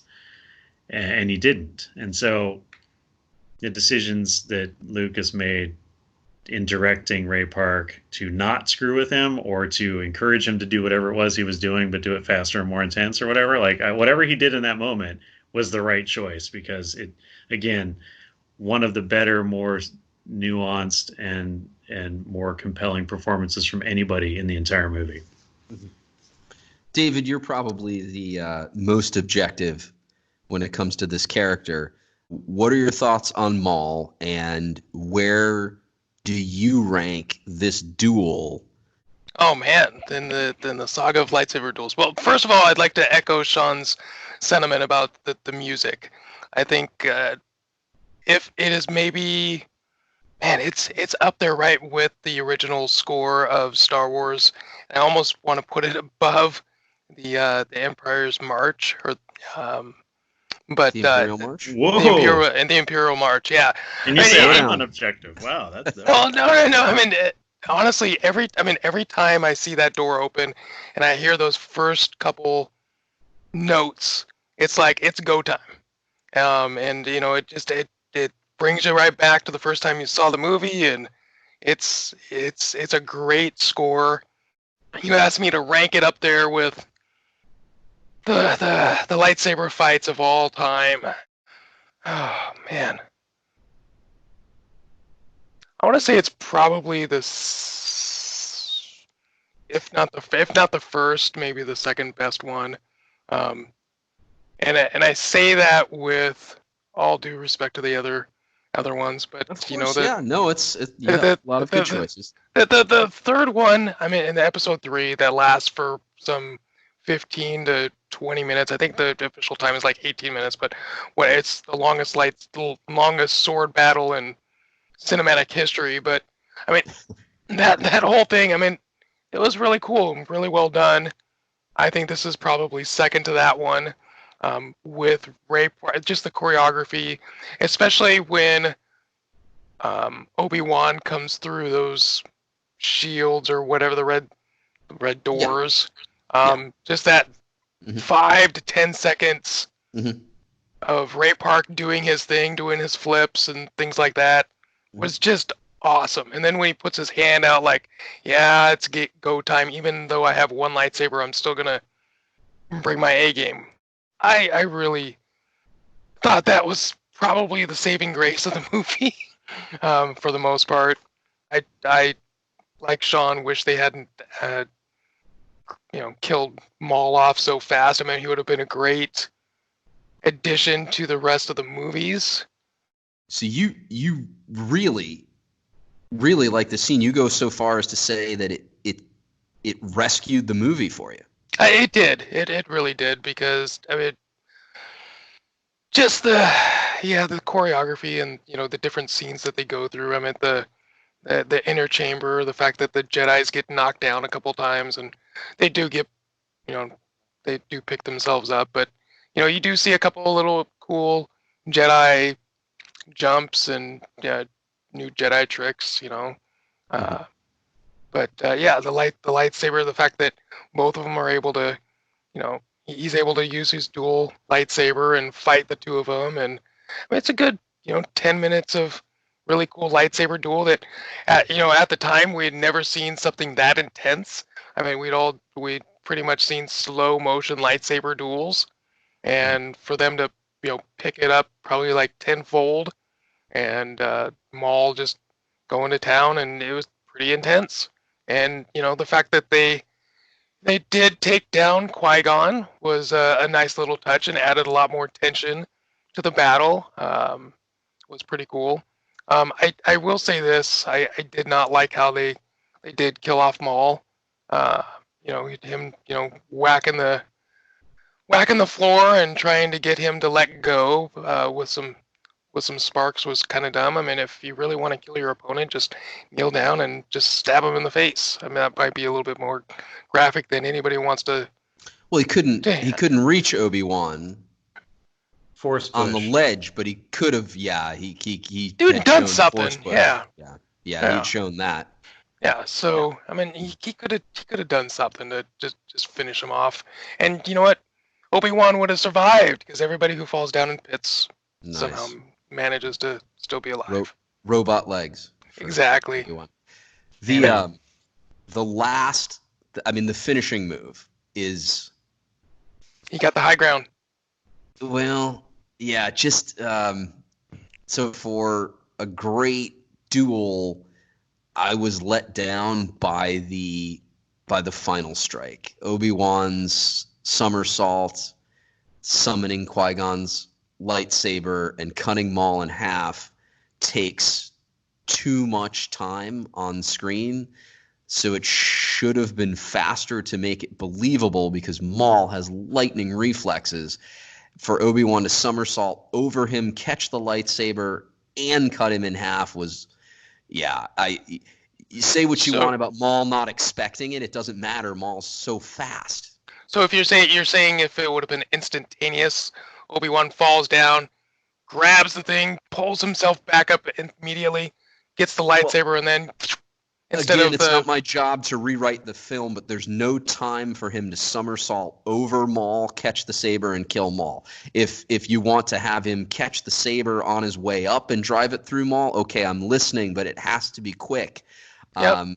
It takes too long, and there's no reaction from Maul. His eyes open big, like, oh, what's coming next? And then he gets. Or was that after? Or was that after he got chopped into? And that's my point. If he has time to react in that way, like to have an expression, then of course he would have been on his guard, and the fight would have continued. Yeah. Yeah, the ending. I mean, well, obviously I'm biased in this, right? The ending was unfortunate, and it just felt. Yeah. What? The ending was better than Rebels for you, man. Well, do we have to go there? Just saying.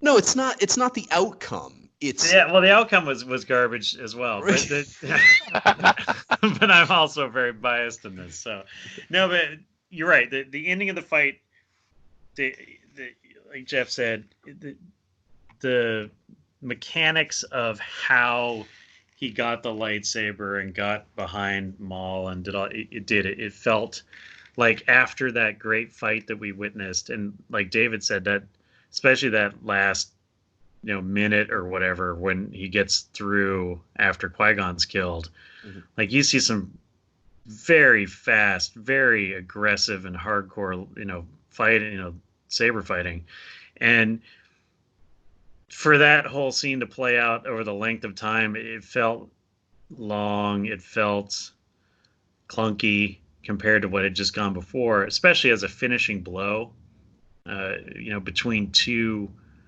very competent warriors. It felt weird. It would have been a better, and again, I say I fully recognize my bias in this, but hear me out. It would have been a better end to that battle if Darth Maul had gotten away, simply because it would have given more motivation to the character of Obi-Wan to do the things that he did, like taking Anakin on as a Padawan, to continue his, quest to defeat the Sith, like all that stuff. He would have had motivation. He killed Qui-Gon. It would have also given a little edge to Obi-Wan. Like, is he flirting with the dark side now because he's motivated by revenge? Is he? Where is Obi-Wan's mind at now that he's lost his master? We've uncovered this larger plot. We've confirmed the Sith are back. Like, it would be a really interesting and compelling, arc for his character. But instead, he defeats, and I use air quotes, he defeats Maul because we know he comes back later. But he defeats Maul in that moment, and then has his, his goodbye with Qui-Gon. Yeah, you still get him taking Anakin on as a Padawan as honoring the dying wish of his master or whatever. But it just felt like if Maul was still out there, it would have felt like something that was driving Obi-Wan. And which could also, at that point, be an excuse, for lack of a better word, for why he was, why he allowed Anakin to kind of go down the dark path, because he was too focused on chasing down Maul and avenging himself, and maybe he lost something there, in his attention as a master to Anakin. I don't know. It could have played out in a lot of different ways if he had gotten away. But if you were going to kill him, I think, if you had to kill him in order to have closure for the film, it should have been handled better than the way it was.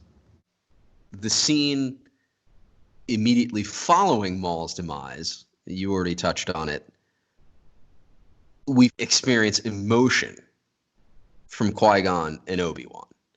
And it speaks to a relationship that we really didn't see play out on the screen, but it's still great. They capture the loss, right, and Qui-Gon's passing, and why Obi-Wan will defy the council to honor Qui-Gon's dying wish. Did you feel emotion in that moment? Does this take us to the next phase where you have Obi-Wan, who previously was telling Qui-Gon not to rebel, will now say, I'm going to train him one way or the other to Master Yoda? Well, so the death scene, I had problems with the death scene because More bad acting. For me. there's bad acting in it, I guess. I don't know. Liam Neeson has died in many movies, and he's done a better job dying in other movies than he did in this movie. Okay? Yep.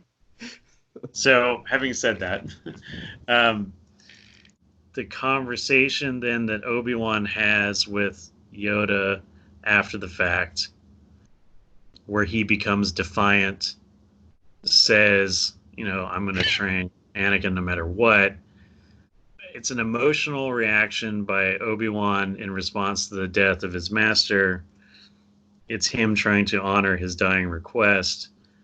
It's not rational, but it's understandable. Again, it's a move for a Jedi that's not in line with the Jedi way. Right? We're supposed to be mindful of our emotions. We're not supposed to let our passions control us, because that's the Sith way, and that's the way to the dark side. But yet Obi-Wan's getting lippy with Yoda and saying, well, Qui-Gon wanted this, so I'm going to do it, and this is the way it's going to be.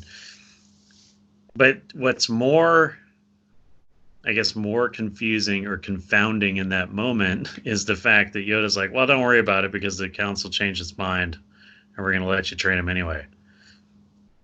We spent the entire movie denying that he's the chosen one, refusing to train him because he's too old, and then we're now just suddenly going to let it happen. Maybe they saw the errors of their ways and realized if they don't, it's going to be bad for everyone. Maybe Yoda just obtained a copy of the midi-chlorian report. See? He just received the data. That's funny. Yeah, I don't know. It's interesting. I mean, again, we have a mediumly well executed character progression, or a plausible response, or plausible course of action for Obi-Wan to take. He's emotionally distraught. His master's been killed. He watched it happen. He probably partially blames himself, because if he hadn't have fallen off the thing, he wouldn't have been late, and they could have fought him together.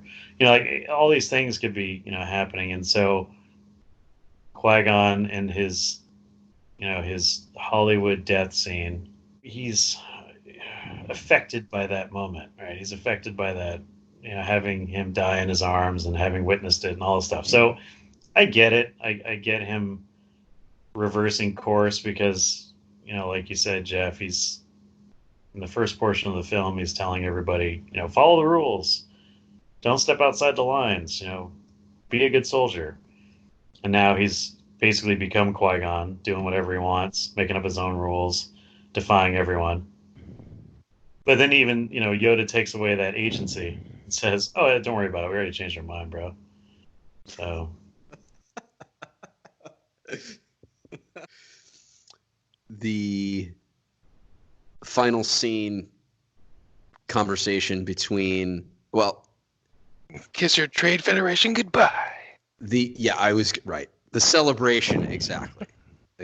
So we Well, have we have first the arrest funeral of first, the right? Trade Federation. We have Palpatine's arrival. Then we have conversation about the rule of two while we're burning Qui-Gon's body, and then the glowing magic ball trophy. Not much to The only not much to worst say about ending. those three scenes. The only worst ending, I think, to a Star Wars film is The Force Awakens, where everybody goes out on the tarmac and waves as Oh yeah, as Fal- as Rey Ray leaves. Yeah, I mean, it's worse than the original Yub Nub in Return of the Jedi, not the extended edition, special edition, non-Yub Nub party scene. It's worse than the musical number in the special editions of Return of the Jedi. It's Wow. terrible. You hate It's this scene. I hate the scene. Everybody shows up. You got, Anakin with the rat tail, and you've got, you know, Rat tail. Queen Amidala in probably her worst clown outfit yet. It's this stupid thing where we got to get everybody at the end of the movie to stand on the same stage together and look at the camera and wave. It's a New Hope all over again. What's worse than that, dude? Handing a glowing, bouncy ball. So is that the same? Is that a big boomer? Is that the same thing they were using on the battlefield? No, It looks not. just like it. No, it's not. It's the same damn thing. What is it then? It's clear. I don't know. It's a static ball. Yeah, it's I don't like know what it is. It's one of the. I used to sell those at Radio Shack in the 80s. I had one. I'm sure you did, David. I totally did, dude. They were awesome. Like it's not It's- in the. No, it It's isn't. not in your book? No, it isn't. No. What? It's a Dr. trophy. David Rest Reynolds did not include it in his. It's That's a just trophy lame. to say Didn't want to spoil the movie. Thank you for the hundreds and possibly thousands of lives that you sacrificed. Your reward is we're going to make Jar Jar a senator. And, and Hallelujah. Then they're like, just get him off the planet. We don't care. Me's alike. It's like it is. the conclusion of the film for me is the duel and the one scene between Obi-Wan and Yoda, and I really honestly I kind of tune out the rest, but Wait, it should end at that. I mean, it should end at some point around there. It should be movie should end with Obi-Wan and Anakin. And it should end with Obi-Wan saying to Anakin, you're going to be trained as a Jedi and I'm going to be your master, and ending on something like that at first glance is a very hopeful thing. Anakin's like, yippee, or whatever, and but he's prone to do in this film. Okay. But I mean, some kind of, have some kind of Jake Lloyd-esque reaction to that, because it communicates the exact same thing that we all know, is that this relationship is going to end horribly on Mustafar, just the beginning of the end of a tragic tale. we've reached the end of the film. What would you score the film? 0 to 10. 10 being best. Now, are we comparing it to the other ones or just on its own? As a Star Wars movie, but on its own. Oh man. Don't worry about the other films. Score it as a Star Wars film, but don't worry about the other films. Okay, then here's my other part of this question. Are we rating it or scoring it based off of our first viewing or our most recent one? Most recent, today. Okay. 5, if it was released today. Yeah, that's a difficult assessment, David, because if this movie, as it is right now and as it looks right now, was released today, we'd probably all say it's a solid 2. Ooh. Wow. No, I mean, seriously. Now, if you gave me The Force Awakens, and then you gave me Episode 1, and you didn't change anything, you didn't update the special effects or any of that stuff in Episode 1, I would say, oh my God, this is garbage, right? Like, because it's a I mean, it's a 21-year-old film at this point. Well, I get that. I'm just saying, if it was released right now, I would give it a solid 5. Without any other Star Wars movies ever being done. Okay, all right. Well, that's a pretty bold statement, but I mean, in my pantheon of Star Wars films, it's in the middle of the road, right? It's in the middle of the pack. There's 4 or 5 movies I like better than it. There's 4 or 5 movies I don't like as well as it. So, I guess a solid 5 is fine. I don't know. I mean, maybe a 6. I would go past 7 for sure. I'd say a 6. I'd give it a 6. How's that? Very good. And Jeffrey? Same score. Same score. 5.5 of that is Darth Maul. So same score I'd give it. I give it a 6. It suffers from a lack of a protagonist, some clunky writing, a few plot holes. It has a Jar Jar. It has issues for sure. The duel redeems a lot of the points that, it definitely would be under 5 for me without the climactic lightsaber duel at the end. Well, if Darth Maul wasn't in this movie, or if that lightsaber duel hadn't happened, I can tell you right now that if all other things being equal in 1999, I probably would have given up on Star Wars as a franchise. Did you imagine waiting 16 years for the next installment of Star Wars, and all you got was a jumped up version of Caravan of Courage? Yes. Yeah, no, thank you. Yeah. We talked about the build-up. So let's talk about the aftermath. Not necessarily 20 years on, but we were all very, very excited to see the film. We shared the places we went, the experiences we had to open the first installment of this podcast. But how did you feel coming out of the theater? Well, I was excited. I mean, we had just gotten our first Star Wars in quite a long time, and I knew there was 2 more coming down the road, and I was pumped to get whatever figures and whatever toys and things that would be coming our way. And if I'm not mistaken, we knew the Clone Wars were coming. We weren't sure whether it was going to be in the second one or the third one, but to be able to actually see the Clone Wars taking place was pretty exciting for me. Yeah, I agree with that. After having seen it however many times I saw the original one, which was a lot, I came out of my initial episode 1 experience more optimistic and more excited than I wasn't. I mean, I think we all had the visceral reaction to Jar Jar Binks. I think that was, universally, I think people, again, in retrospect, I find Jar Jar Binks to be absolutely hilarious, and he's kind of one of those things where I almost enjoy him in defiance of other people. But initially, I hated him, and I was not happy with his presence in the film. But having said that, I on par, I felt like the movie delivered.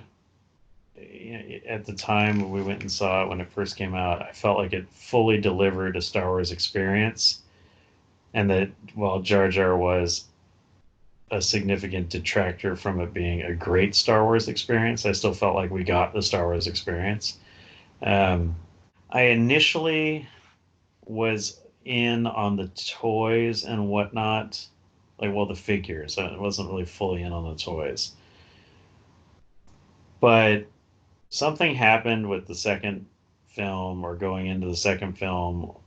I wasn't as, I guess, enthusiastic about doing the full Star Wars experience and doing the Force Friday and doing all that, initial toy release and buying things. And I actually, I stepped away from toy collecting for the rest of the prequel trilogy. I got the occasional thing here and there. Of course, anything Darth Maul showed up, I was going to get. But I don't know. I don't know if I really felt like It was at a time in my life where I wasn't really buying a lot of toys, and so I had stepped away from that aspect of the enthusiasm, but I didn't really lose any optimism or enthusiasm waiting for episode two to come out. I was still very much participating in the the burgeoning internet, looking for spoilers and production photos and all that stuff, and still being a part of that. I'm still being very active in that. But like any series of films, I think the first one being 16 years from Return of the Jedi, I think the hype was even for me and just in general. I think the hype was the highest for Episode One, and then it dissipated slightly over time with the prequels. But no, I was ready for two. I wanted to see what was next. I wanted to see how we were going to get to Vader. Like I got at that point, I was like, okay, we've got Jake Lloyd, we've got 8-year-old Anakin. I want to see how we get to Vader. I recall confusion walking out of the theater after my first viewing. I wasn't excited walking out of the theater. I wasn't disappointed. Hard to put into words exactly what was happening. I just Probably exhausted. When did you say you saw the movie 6 times in 24 hours? three times in 24 hours. But I'm talking about the Okay. very first viewing. Oh, okay. Like the first time I'm walking out of the theater, and I'm trying to process all that I'd seen and make some sort of a qualitative judgment about it. Was it good? Was it bad? Yeah, and I struggled to do it. And the subsequent viewings helped, but at the end of that day, 3 viewings, I still hadn't really nailed down my feelings about it. It was lacking something that the other Star Wars movies had that was essential, and yet it was still exciting. It had an amazing duel. So there was enough of the familiar, but it was quite unfamiliar. Do you think it had to do with the CGI? I don't. No. I think it had everything to do with the characters, the pace, and the plot. Okay. Yeah. No, it's a fair question. Yeah, it's a good question. No, I guess at that point, it's like, was it Star Wars enough? Was it connected to the other films? I didn't have the same excitement. Okay, so I have a question for both of you regarding this.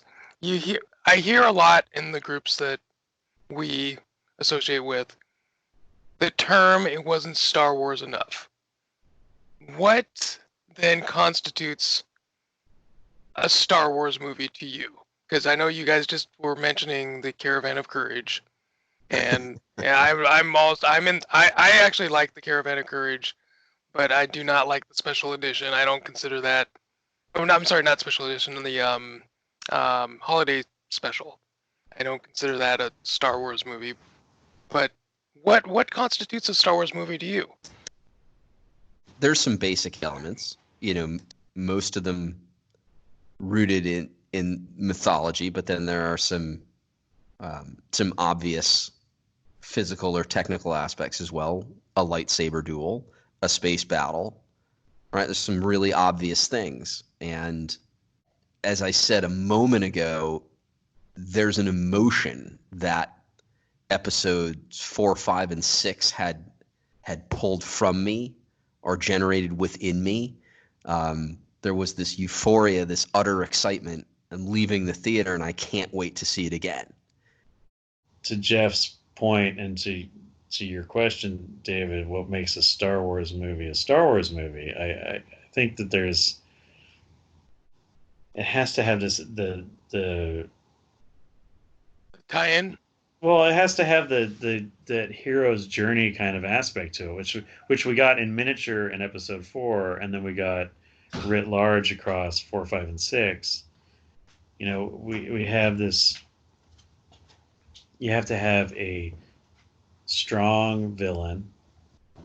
You have to have good versus evil. There has to be some element of the Force in it. Yeah, if it's going to be a saga movie, you got to have a lightsaber duel. If it's going to be if it's going to involve any aspect of the Skywalker family, yeah, there's got to be lightsaber duels, there's got to be Jedi, or talk of Jedi, there's got to be space battles, but most of all, it's the storytelling. It's got to be compelling characters that you can connect with and have that emotional buy-in. Like, why does it, people accuse us of loving the original trilogy just simply because, oh, you were kids and came out when you were a kid, and now you have this nostalgia problem. And it's like, no, I mean, that might be a minor aspect of it, but what really is compelling about these films is you have characters that you can relate to on some level personally. Luke Skywalker in Episode 4 is the everyman. He's everybody. He's the guy who's got the bad summer job at the drive-in, and he dreams of a better life, and he doesn't have a girlfriend, and like all that stuff. And then something happens, and it allows him to have an opportunity to fulfill his greatness and achieve his highest potential, and do good and make friends along the way, and all that stuff. These are things, and the characters in Episode 4, as we move through our lives, we can identify with different characters in the film. At some point in everybody's life, they're Luke Skywalker, Han Solo, or Obi-Wan Kenobi. And it's by creating these characters that we can relate to, we become emotionally invested in the story, and we want to know what happens to these characters, and we have emotional buy-in. And I think that's really the core element of what made Star Wars so popular and so universally appealing. And so what makes a Star Wars movie a Star Wars movie is you take that compelling, character building, world building, and epic storytelling, and you place it in that galaxy far, far away or whatever, and that's what makes a Star Wars movie a Star Wars movie. It's not just lightsabers, and it's not just a space battle, because we got plenty of lightsabers and space battles in the sequel trilogy, and those movies didn't necessarily feel like Star Wars. It's because we didn't care about any of the characters in those movies except for the legacy characters, and one of the reasons why fans are so upset about the sequel trilogy is because of the way the legacy characters were treated, because we had that emotional buy-in initially. And so the prequels were somewhere in between, I think. And I think that Obi-Wan, the character of Obi-Wan in those movies, and later on, and maybe to a lesser extent, Anakin, we got the buy-in and we got the emotional resonance with those characters. But I think that is partially built on the fact that we already knew them. There was not enough relatability to the characters in the prequels. There was plenty of epic storytelling and plenty of lightsaber battles and whatnot, so they felt very Star Warsy. But were they truly Star Wars? Probably not, but they were way more Star Wars than the sequel trilogy. Yeah, I've considered the age issue carefully. Which age issue would you be referring to? When you see the films. Okay. So for students in my classes, their first experience with Star Wars was the prequels, and they love the prequels. Yep. They like the prequels much better than the original trilogy. Yep. I'm loyal to the original trilogy, but that feeling that I described leaving the theater, knowing, based on how excited I am that I've seen a Star Wars film, for me personally, I have experienced it as an adult. I had the feeling when I left the theater from Rogue One. Amen to that. So it's not just an issue of age. It comes down to quality and to storytelling. I had the feeling when I left the theater from Episode 3, and Episode 3 is not one of my favorite Star Wars films, but it was a Star Wars film through and through. So I didn't take that from episode 1. At least I didn't take it from the first 3 viewings. So that says something. And 20 years on, it's down near the bottom of my rankings. There are things I like very much about it, but it's just ahead of all 3 sequel films for me. Yeah, I definitely would concur with that. It's ahead. Yeah, it's definitely ahead of the sequel films. But like you say, Rogue One. Jeez, that bad, huh? Oh yeah, the sequel films, yeah, are down there like Oh, fighting man. with the holiday special.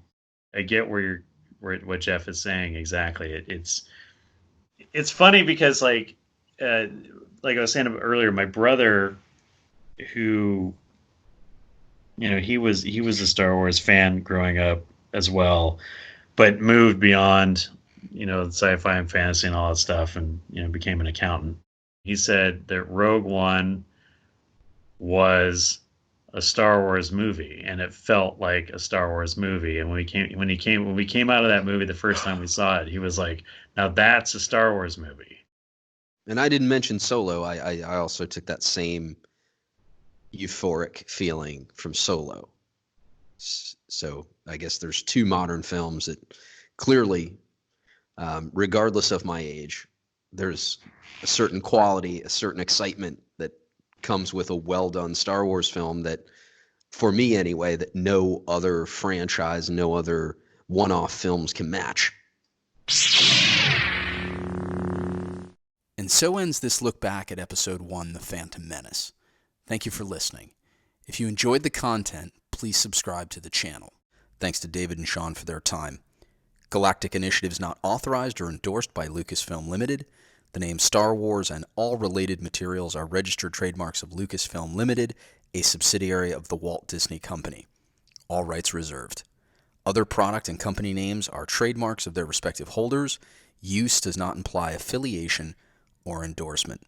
Before you go about your business, remember, These aren't the droids we're looking for.